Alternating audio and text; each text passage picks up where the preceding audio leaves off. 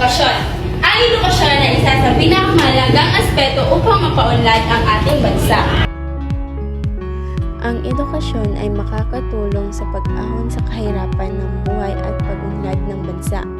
Kung ang isang tao ay nakatapos ng pag-aaral, ay maaaring magamit ito sa pagkuha ng magandang trabaho at gandang buhay. Kung ang bawat isa sa atin ay ginagawa ito, ay mababawasan ang krimen at kahirapan sa Ikalawa, ang pagkakaisa. Ang pagkakaisa ay isa sa pinakamahalagang aspeto upang mapaunlad ang ating bansa.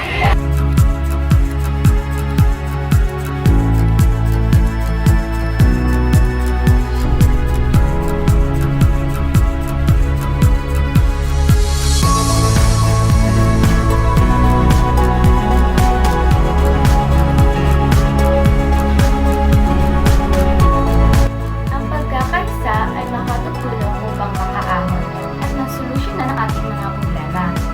Kung ang mga tao ay may pagkakaisa, maaari matapusin o masolusyonan ang kanilang problema sa pamamagitan ng pagtutulungan. Pangatlo, pagpapahalaga.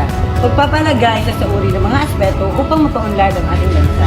Ang pagpapahalaga ay isa sa mga importanteng maibibigay natin sa ating bansa. Dahil dito ay malalaman natin kung ano ang bansa para sa atin. Dito natutukoy ang pag-aalaga at pagpapaunlad sa isang bansa. At ano ang mga mamamayang Pilipino para sa atin?